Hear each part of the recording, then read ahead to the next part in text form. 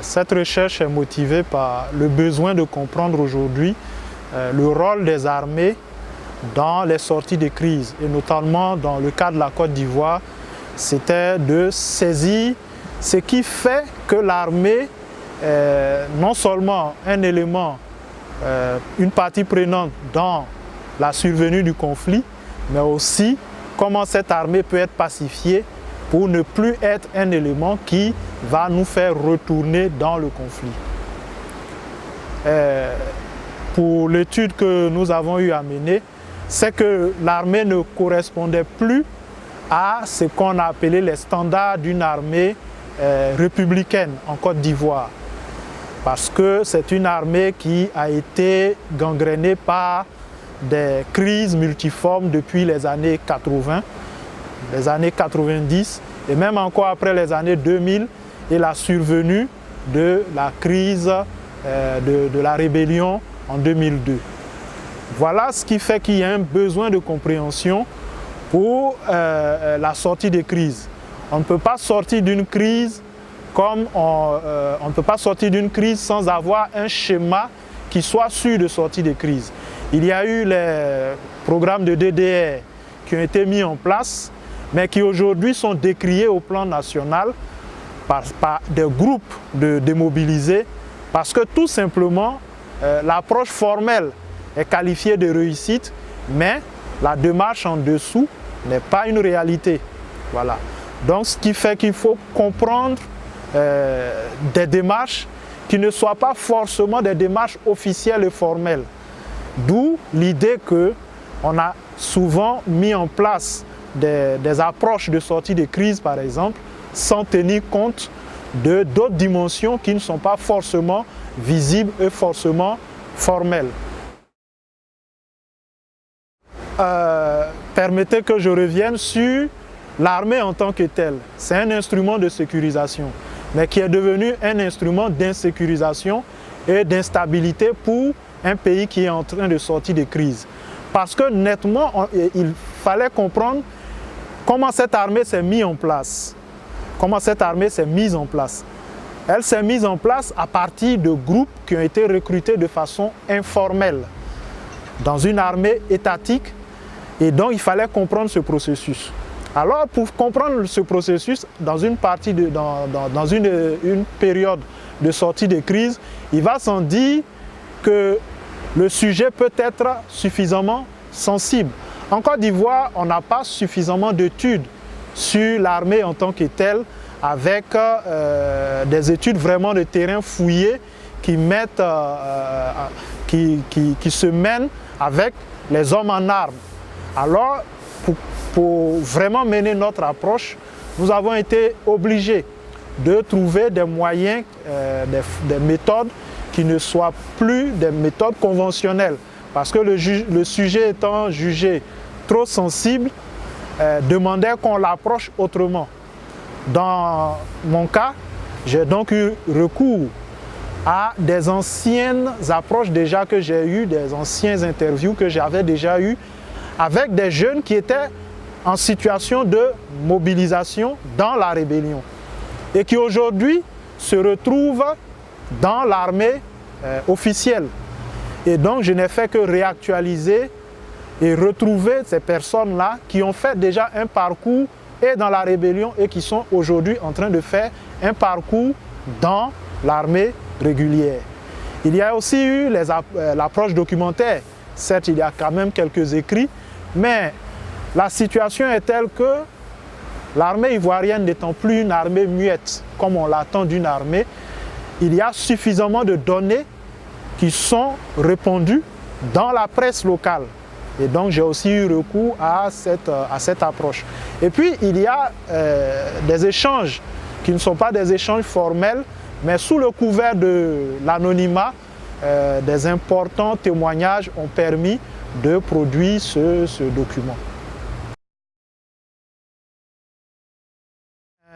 Un premier constat, c'est qu'on a une armée qui est informalisée depuis fort longtemps.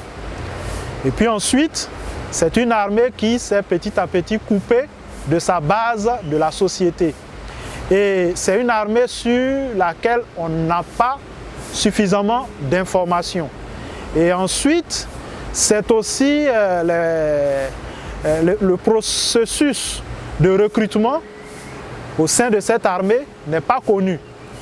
Elle n'a été connue qu'à travers des moments de crise.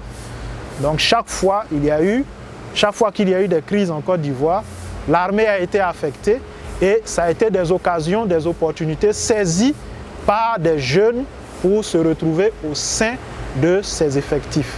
Donc l'étude revient sur comment tout cela s'est fait, les logiques qui ont permis que cela arrive et aussi les acteurs qui ont nourri ces groupes successifs de recrues au sein de l'armée.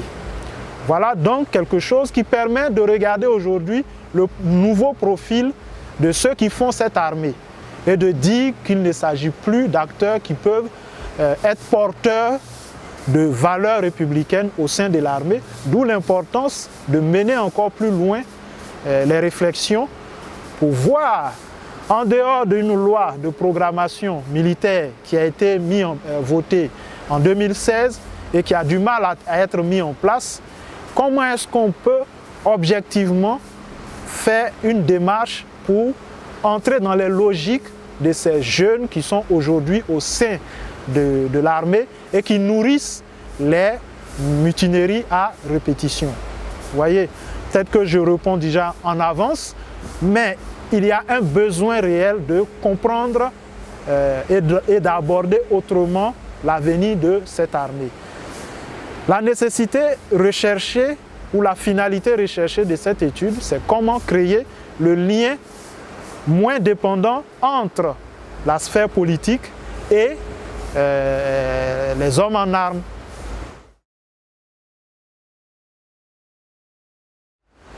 Ceux pour qui l'étude devait être menée ont au début fait de la résistance.